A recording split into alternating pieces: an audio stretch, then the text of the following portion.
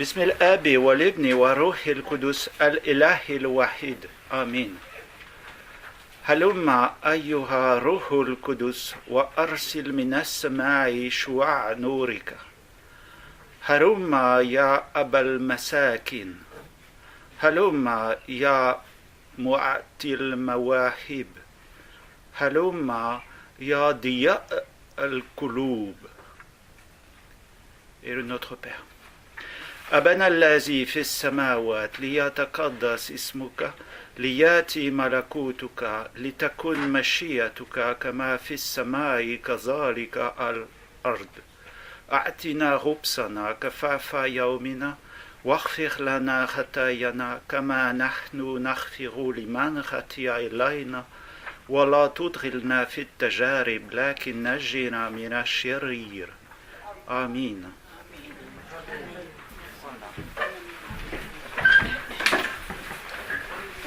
Alors c'est pas le diable qui nous a invités à monter sur un pinacle, mais c'est simplement pour les conférences de M. de Villiers et Monseigneur Hayet puis de M. Semen la semaine dernière où les choses se sont élevées en hauteur.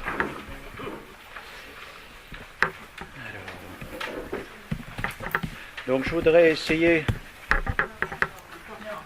Ah, ça va être vachement mieux comme ça. Toc toc. Je voudrais essayer de vous parler de... Donc j'ai appelé ça les faux semblants islamo-chrétiens. À la fin après une conférence que je faisais, celle de l'été dernier, une jeune femme m'a dit est-ce que c'est pareil un martyr chrétien et un martyr musulman? J'ai trouvé que c'était une question intéressante, même s'il y en a parmi vous qui ont peut-être déjà la réponse, mais c'était une question très intéressante et ça montrait précisément à quel point le vocabulaire est difficile, puisque le même mot désigne des différences parfois totalement différentes entre ces deux religions. Alors, aujourd'hui, je vais donc vous parler de la signification du terme martyr en christianisme et en islam. Et les deux prochaines fois, j'essaierai de parler un peu de ce que je peux dire de mon sujet de licence canonique que j'ai passé récemment. Pas vraiment en islamologie, mais quand même en islamologie. J'ai fait un truc qui n'existe pas trop, donc c'est pas très classifiable. Mais c'était quand même sur la distinction entre le Aïssa musulman et le Jésus chrétien, dans une controverse du IXe siècle. Alors la controverse, c'est pas très grave, mais c'était l'occasion de comparer ce que recouvre la notion de Jésus-Christ en christianisme et de Aïssa al-Masih en islam. Donc Aïssa le Messie. Voilà. Mais ça, ce sera pour les prochaines fois. Donc voilà. D'abord, l'acception du mot en français, le mot martyr. Le terme français martyr, comme vous le savez peut-être, vient du grec martus, marturos, et signifie témoin. Le martyr est donc le témoin de quelque chose. On distingue le martyr, qui est la personne concernée par la chose, martyr sans E, et le martyreux, qui est le fait de subir la chose. Voici la définition qu'en donnent quelques ouvrages. Alors le littré: celui ou celle qui a souffert des tourments ou la mort pour soutenir la vérité de la religion chrétienne. Vous noterez immédiatement qu'il est question de christianisme. Par extension, celui ou celle qui souffre pour une religion quelconque, pour ses opinions. Et le littré ajoute: le mahométisme a eu ses martyrs. Celui ou celle qui souffre beaucoup, il est martyr de la gravelle, de la goutte, cette opération le fera mourir martyr. Là, on est déjà dans les sens allégés. Du point de vue étymologique, le terme grec appartient à la grande racine mar ou smar, dont il est question à mémoire. Bon, là, on va dans le sanskrit, où en sanskrit, le mot mémoire se dit smriti. Je ne connais pas le sanskrit. Mais bon, c'est juste pour savoir qu'il y a l'idée de mémoire là-dedans. Sur l'oracle numérique, c'est-à-dire sur Internet, Wikipédia nous dit un martyr, donc du grec martus, on le savait déjà, est une personne qui va jusqu'à se laisser tuer en témoignage de sa foi plutôt que d'abjurer. Martyr appartient essentiellement et à l'origine à la terminologie chrétienne. Le mot doit donc être différencié du martyreux qui est l'acte, je l'ai déjà dit. Il y a une entrée de polysémie sur Wikipédia. Le mot martyr est parfois utilisé dans le sens plus large de victime, entre parenthèses, les martyrs du génocide, un martyr de la science, voire celui de kamikaze, c'est-à-dire celui qui se tue pour une cause. On va remarquer qu'on est simplement dans l'acception, je ne vais pas dire laïque, mais enfin classique du terme, qui est a priori religieuse. Et déjà, on a une chose et exactement son inverse. Celui qui se laisse tuer et celui qui se tue. Ensuite, c'est pour une cause.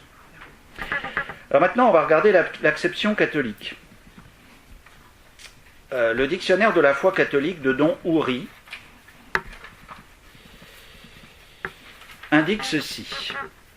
Comme le mot grec l'indique, on l'a déjà entendu, le martyr désigne le témoignage suprême donné à la véracité de la révélation du Christ par la mort, en même temps que la preuve d'une fidélité totale.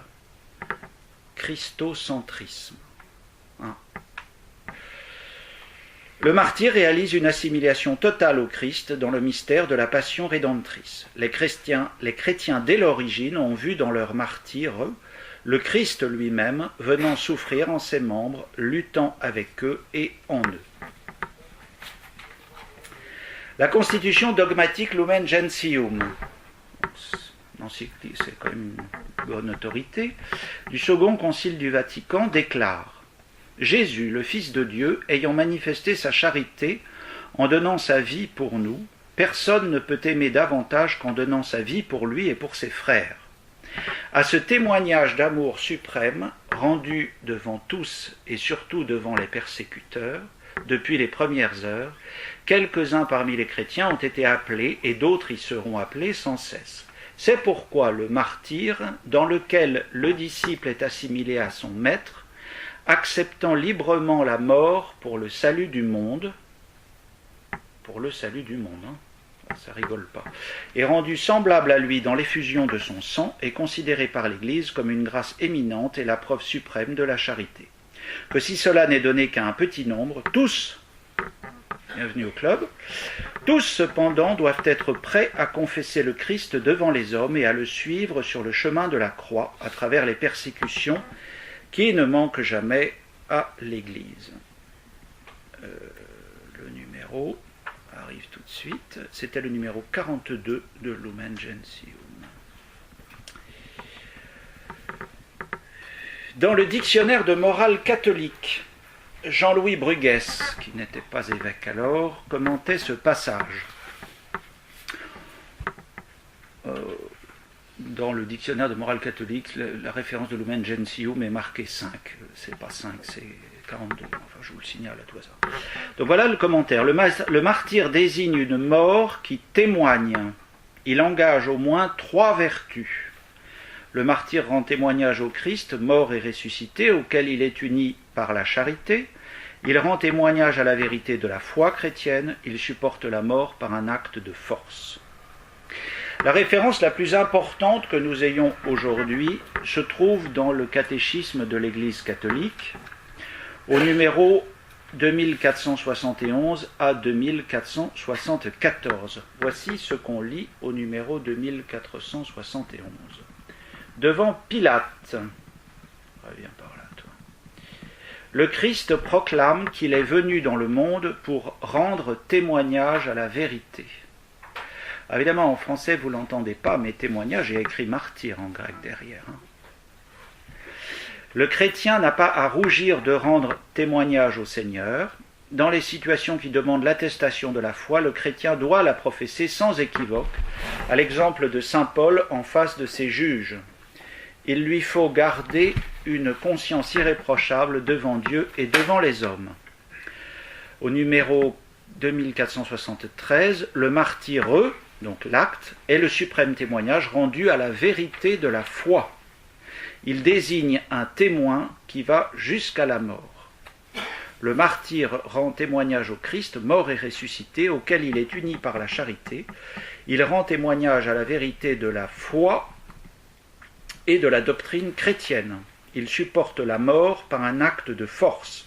Citation de saint Ignace d'Antioche. « Laissez-moi devenir la pâture des bêtes, c'est par elle qu'il me sera donné d'arriver à Dieu. »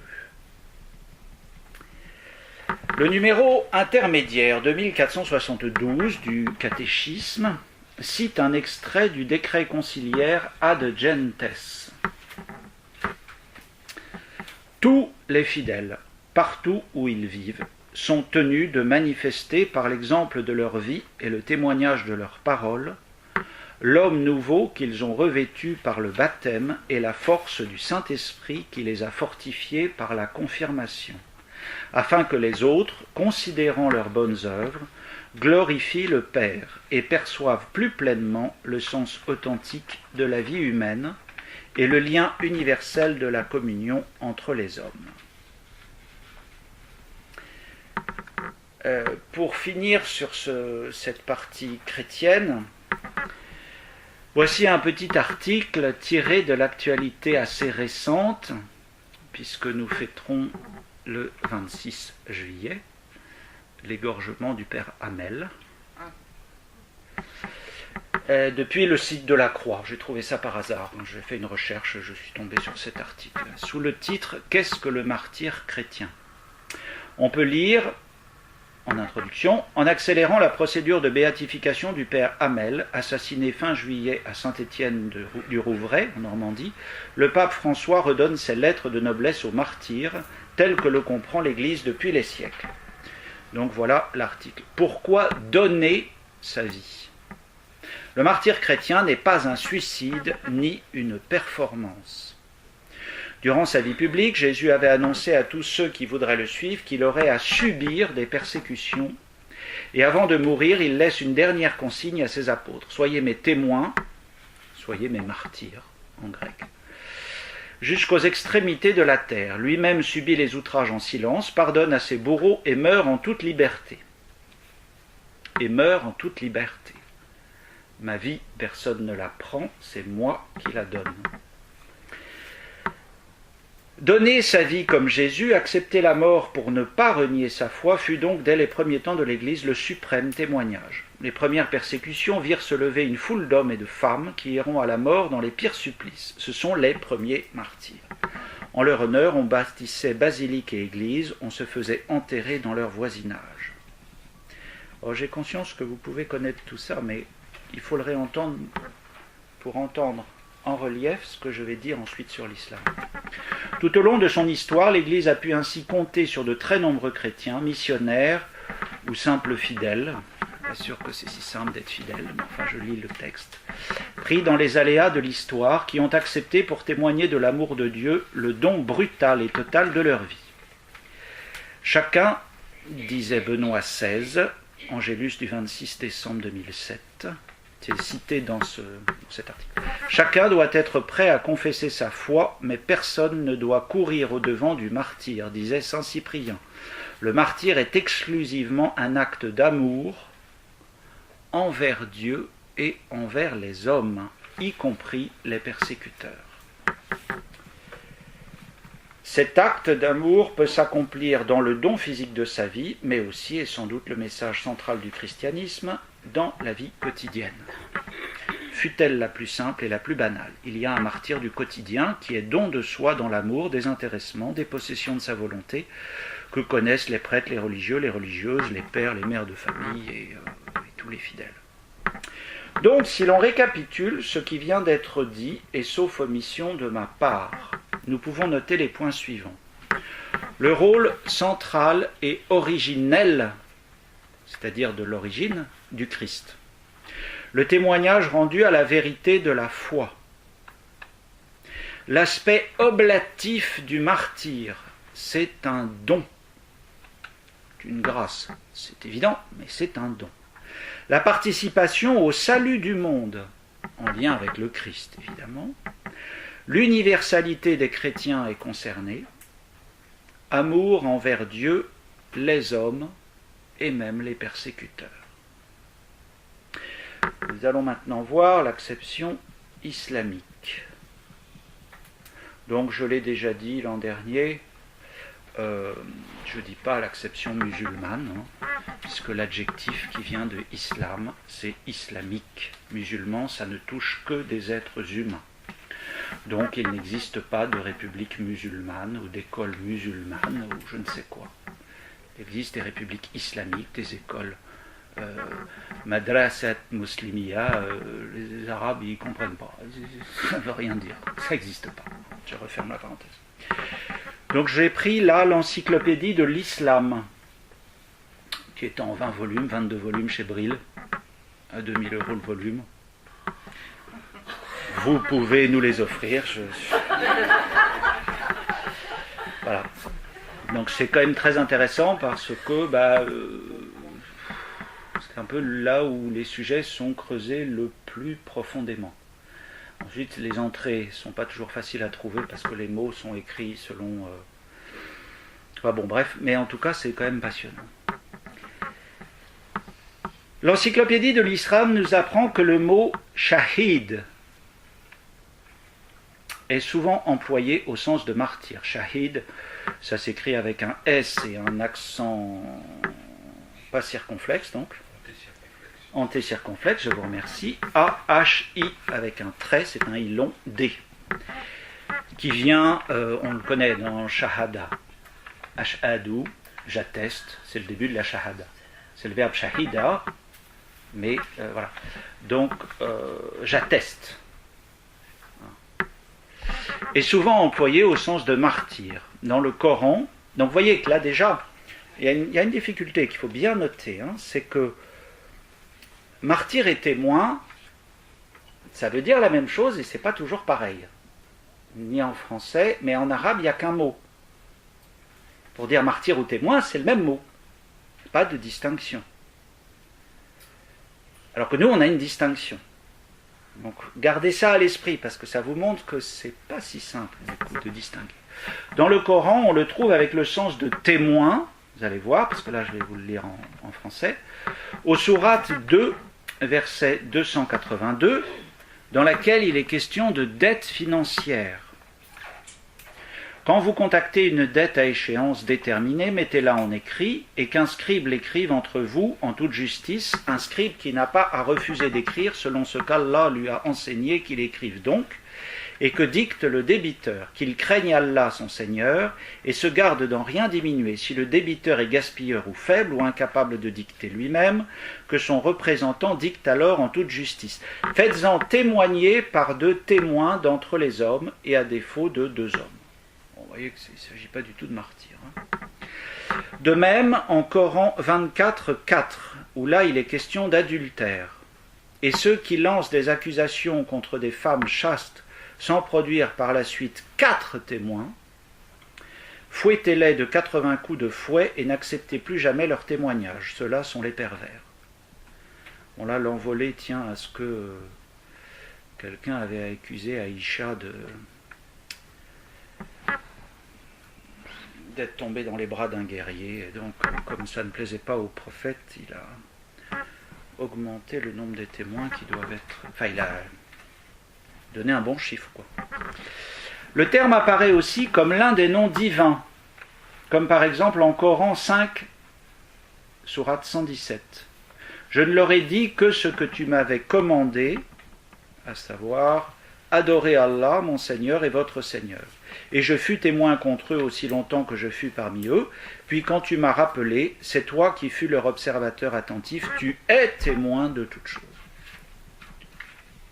Donc ça c'est... Alors évidemment, il y a d'autres exemples dans le Coran, mais là ce sont des sens en tout cas où le mot shahid signifie témoin.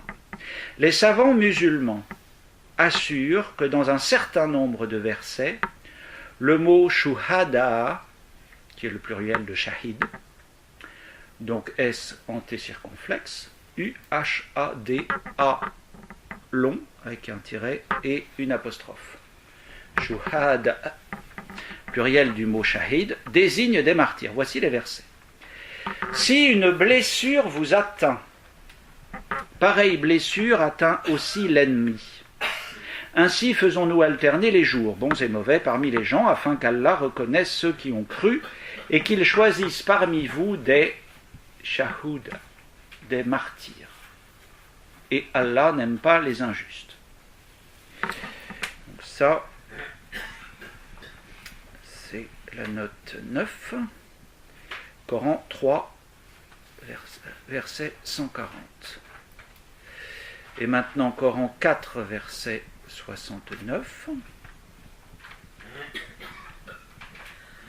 Quiconque obéit à Allah et aux messagers, ceux-là seront avec ceux qu'Allah a comblés de ses bienfaits, les prophètes, les véridiques, les martyrs et les vertueux. Et quels bons compagnons que ceux-là. Goldziher. Alors, qui est Goldziher? Donc c'est un Hongrois, Goldziher, qui est l'un des pères de l'orientalisme scientifique européen. Donc ça c'est en... Ouais, il est 1850-1920. Voilà, donc voilà ce que dit ce monsieur. Pense que ce sens de Shuhada est post-coranique et reflète l'usage chrétien du martyr grec et du Shahada syriaque. C'est assez courant, hein, quand on passe du syriaque ou de l'hébreu à l'arabe, le ch devient un s.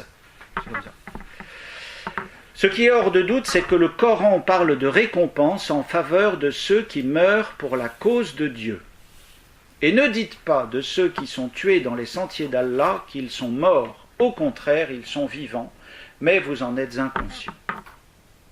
Et si vous êtes tués dans le sentier d'Allah, ou si vous mourrez, un pardon de la part d'Allah et une miséricorde valent mieux que ce qu'ils amassent. Donc ça, c'est aussi du Coran, Coran 2, verset 154, et Coran 3, verset 157. Un vaste ensemble de traditions décrit les bénédictions qui attendent le martyr. Tous ses péchés seront pardonnés. On est bien dans le martyr islamique, hein, ou là en l'espèce on appelle le martyr musulman, selon qu'on l'écrit avec un E ou sans E. Il sera à l'abri du tourment du tombeau. Donc j'ai évoqué l'an dernier l'interrogatoire au tombeau. C'est de l'an dernier, je ne vais pas y... C'est une des choses que subit le musulman ou la musulmane après sa mort, dans la foi islamique. Et une miséricorde, bon, d'accord, ça je l'ai dit, il sera à l'abri du tourment du tombeau. Une couronne de gloire sera placée sur sa tête. Il épousera 72 houris. Houri, c'est un apax, c'est un terme qui existe une seule fois dans le Coran, qu'on attribue à des vierges. Vous savez, quand vous entendez parler des 72 vierges, bon, ce serait ça. C'est un peu compliqué, on ne sait pas très bien, mais enfin, ça a été interprété comme ça. Et son intercession sera acceptée pour 70 de ses proches. Lorsque les martyrs verront les délices qui les attendent, ils demanderont à être ramenés à la vie et tués de nouveau. Mais cette requête leur sera refusée, même à eux. Selon certaines traditions, l'âme des martyrs montera directement au paradis. Attention au mot paradis, hein, et dans l'équilocité du début à la fin. Donc ça veut dire que bon, ça correspond à ce qui se passe après la mort, disons. Pourrait résider entre les serres d'oiseaux verts auprès du trône de Dieu. Ça c'est dans l'imagerie islamique. Notez qu'il y a deux types de martyrs qui se distinguent par les rites funéraires auxquels ils ont droit. Le premier type est celui des Shuhada al-Ma'araka, martyrs du champ de bataille. Le corps du martyr, en règle générale, n'a pas besoin d'être lavé, contrairement aux autres.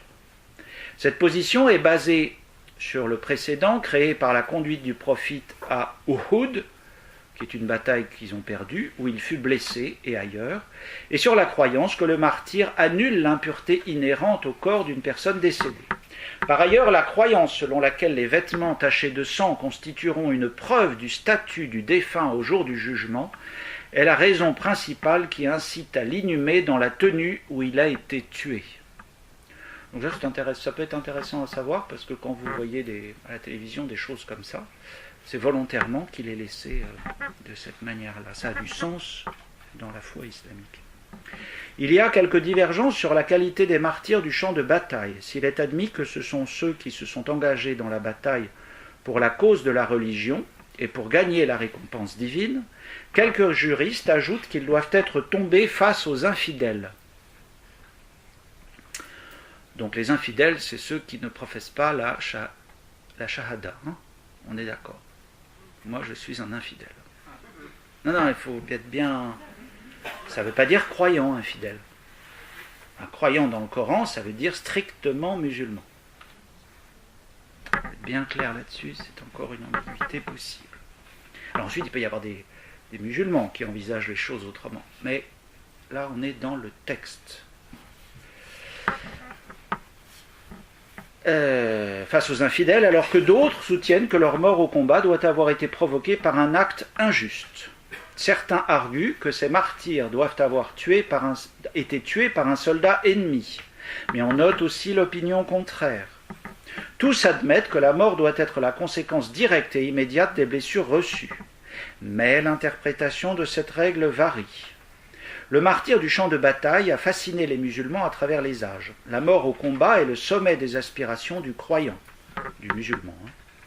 C'est la meilleure manière de quitter la vie. De là le thème du vieillard qui se précipite dans la mêlée. Je pense que ça fait référence à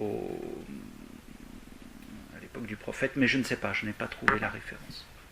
Et la garantie de l'approbation de la récompense divine. Dans son désir de faire don de sa vie pour la cause la plus élevée,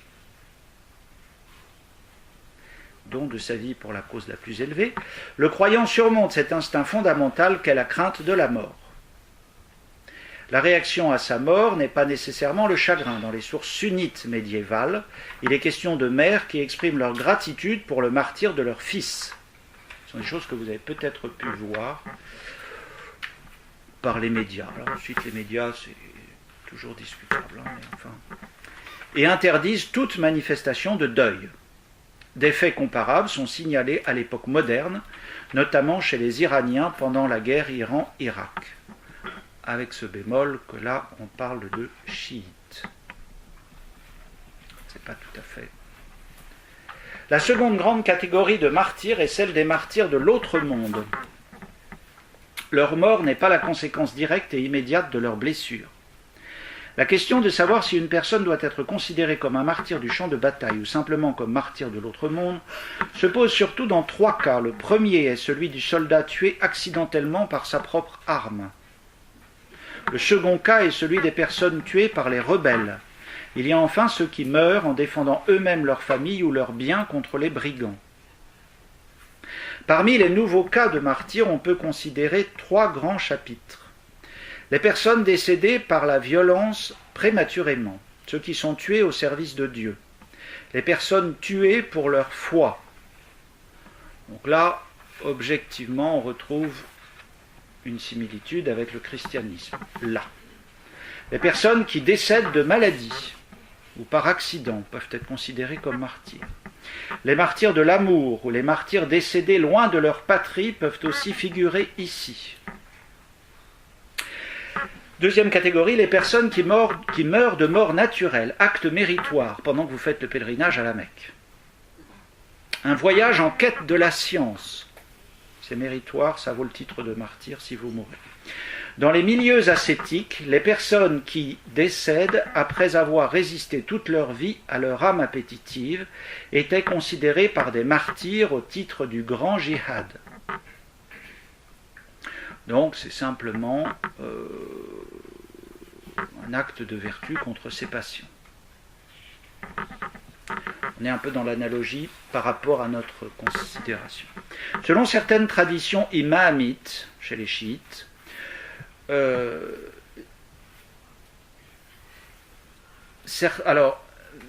tout croyant, même s'il meurt dans son lit, sera traité comme s'il avait été tué au combat aux côtés du prophète.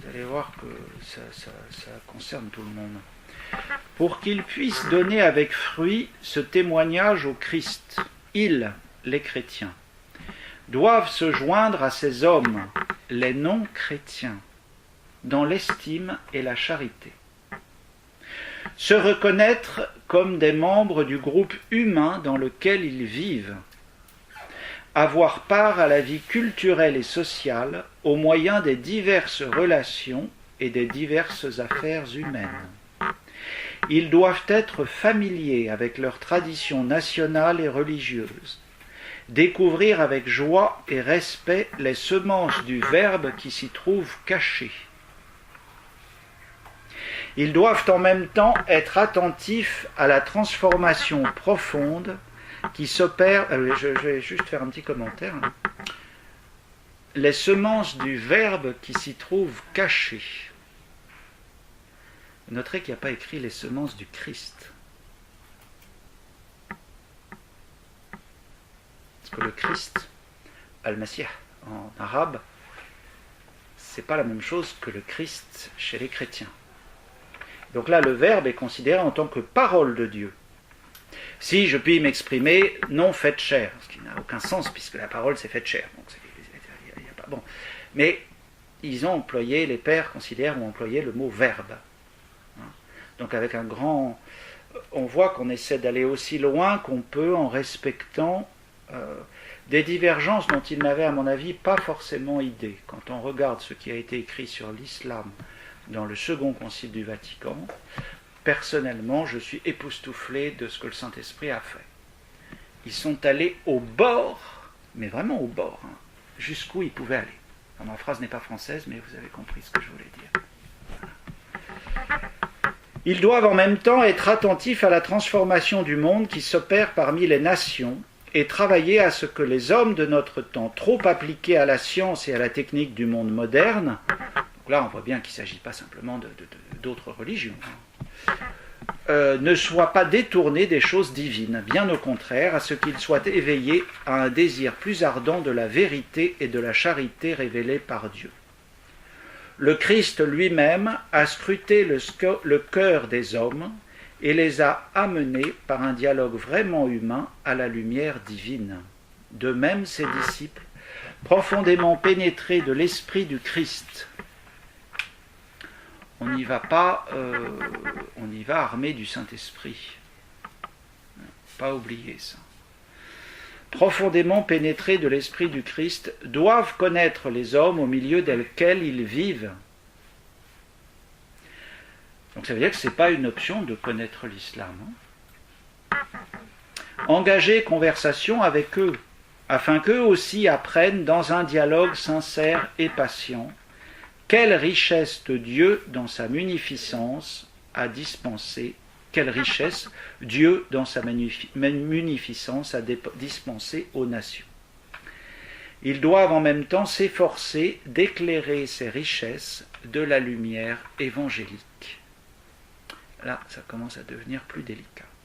De les libérer et de les ramener sous la seigneurie du Dieu sauveur.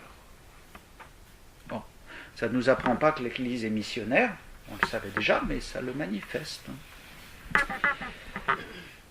Quant à nous, citation de la première à Saint Jean, il me semble, nous avons vu et nous attestons que le Père a envoyé son Fils comme sauveur du monde, celui qui proclame que Jésus est le Fils de Dieu, Dieu demeure en lui et lui en Dieu.